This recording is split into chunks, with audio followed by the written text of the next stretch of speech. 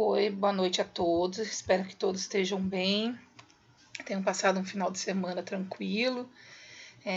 Pessoal, terminando a aula de sexta-feira, que eu deixei um slides lá para vocês, agora eu deixo mais dois, que é o nosso término da aula de políticas públicas, tá bom?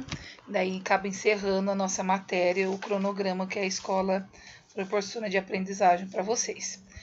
Dúvida, estou à disposição, pode mandar uma mensagem para o WhatsApp, estou à disposição, tá bom? Então, nós vamos falar aqui sobre o agente comunitário de saúde hoje. Qual é a proposta, quem são as pessoas que podem atuar como agente comunitário e o que eles fazem, né? A finalidade deles dentro da comunidade. Então, se fala muito que a gente chama, né, de Programa de Agentes Comunitários da Saúde, o PACS, que é uma organização de agentes comunitários da saúde, que é um decreto, né, federal de número 3.189/99, que vai fixar as diretrizes para o exercício de suas atividades e, posteriormente, a profissão de agente comunitário da saúde. Essa lei ela foi criada no número 10.507, de 10 de julho de 2012. Então, na verdade, não é nem muito antigo, né, gente? É mais recente, tem uma nova profissão que veio para ajudar a complementar a busca, né, dos pacientes dentro da comunidade. Então, essa lei, o que ela busca? Ela vai definir, né, seu exercício como exclusivamente no âmbito do Sistema Único de Saúde e sobre uma supervisão do gestor local em saúde. Então, vai ter um gestor que vai ser responsável pela essa equipe, né, e vão seguir as diretrizes para dar o cuidado aos pacientes. Então, qual é a função do agente da saúde comunitária aqui, então, pessoal? O profissional agente comunitário da saúde, ela vai realizar uma atividade, né, de prevenção de doentes, tá ok? E essa promoção da saúde por meio de ações educativas que são direcionadas à saúde do paciente. Então, como já no outro slide eu já comentei sobre, né, o programa de hipertensão, de diabetes, né? Tem pessoas que são muito resistentes, não gostam de buscar o posto, as UBS, né, para fazer um controle. Eles acabam, esse pessoal do agente, né, eles acabam indo fazer essa busca, né? Fazendo com que o paciente se cuide, sim, para que ele não evolua mal, né? E acaba sendo internado. Que queira ou não queira, o custo de uma internação é muito mais caro do que quando eles fazem ações promocionais, ações de prevenção ao paciente. Então, quanto menos paciente internar, quanto menos paciente dar entrada dentro de um pronto-socorro, menor é o custo para o governo, né? Para os municípios. Então, essa ação ela tem que ser feita, realizada assim direitinho, para que as pessoas se cuidem para não ter problemas de internação, certo? Então, essas ações educativas elas vão ser realizadas tanto nos domicílios, né, nas próprias casas, ou em coletividade, que pode ser reunido quando eles estiverem na unidade básica, eles colocam um grupo de pessoas e começam a dar orientações de determinada doença, tá certo? Ou de cuidados em casa com a dengue, para hipertensão, para diabetes, né? Eu repito bastante essas doenças, porque essas são doenças de base, né? Que levam os pacientes a ficarem mais doentes quando não cuidam. Esses pacientes eles podem ter um AVC, eles podem ter uma úlcera, né, na perna por conta do diabetes, né? Vocês vão aprender lá na clínica médica, né? Que um paciente com hipertensão, ele tem mais probabilidade de fazer um derrame cerebral ou uma isquemia e acabar tendo uma debilitação. Ele acaba não falando, não andando, né? Fica muito tempo internado. Né? Os pacientes, né, que têm diabetes, se eles não cuidam direito, o que vai acontecer? Ele pode perder um pé, porque ele não vai ter sensibilidade na planta do pé, na mão, né? Ele pode ter várias infecções, então tem que ter um controle rigoroso. Então, o agente, ele chega lá no grupo, né? Ele fala, ele conversa sobre, ele orienta, né? E eles também podem ir procurar fazer essas ações em creche, escola, né? Tá. Tudo isso em conformidade com os princípios e diretrizes do SUS, que vai estender-se também ao acesso à população, às ações e serviços de informações de saúde, promoção social e de proteção da cidadania. Aqui também o agente social, eles trabalham também a parte social, as condições de vida desse paciente, né? Saneamento básico, alimentação, né? Então, eles ficam atentos a tudo isso, né? Para que eles possam também identificar da onde está vindo o problema, da onde está vindo a doença. O agente, então, comunitário de saúde, ele é um profissional responsável por atuar na promoção e prevenção da saúde. Então, ele faz um mapeamento e encaminha as pessoas ao serviço de saúde. Então, vocês vão ver mais para frente ali, que vai falar que quem trabalha de agente comunitário, ele tem que trabalhar dentro da sua comunidade, porque ele tem que mapear o seu bairro, né, a sua comunidade, né, como que vive, as condições que vive. Então, eles vão fazer um mapeamento e, com isso, eles direcionar esses pacientes. Para ser um agente comunitário de saúde, é preciso conhecer muito bem a sua comunidade. Ele vai ter que ter um espírito de liderança e de solidariedade e preencher os seguintes requisitos. Tem que ter idade mínima de 18 anos, saber ler e escrever, residir na comunidade há pelo menos 2 anos. Então, para ser agente comunitário, não pode vir alguém, né? Porque é concurso. Esse concurso ele tem que ser direcionado para o bairro. Então, ele vai ser direcionado para o bairro que está necessitando. E porque ele tem que residir nessa comunidade. Ele tem que conhecer toda a estrutura, tem que conhecer toda a equipe, todo o funcionamento da sua comunidade. Ele vai ter que ter disponibilidade de tempo integral para exercer as suas atividades. Lógico, vai ter a carga horária, né, que é pela lei, certo? Mas a buscativa pode ser de manhã, pode ser à tarde, né? Então vai ter um cronograma correto para poder estar seguindo todas as orientações. Quais são a equipe que compõe os agentes comunitários? Então, é composta por um médico da família, preferencialmente generalista, né? Ele vai precisar de um enfermeiro e de um auxiliar de enfermagem. E 6 agentes comunitários da saúde. O número, e lógico, o número vai depender da comunidade também, que seja suficiente para cobrir 100% da população cadastrada, com o máximo de 750 pessoas por agente comunitário e de 12 agentes por equipe de saúde da família. Tá?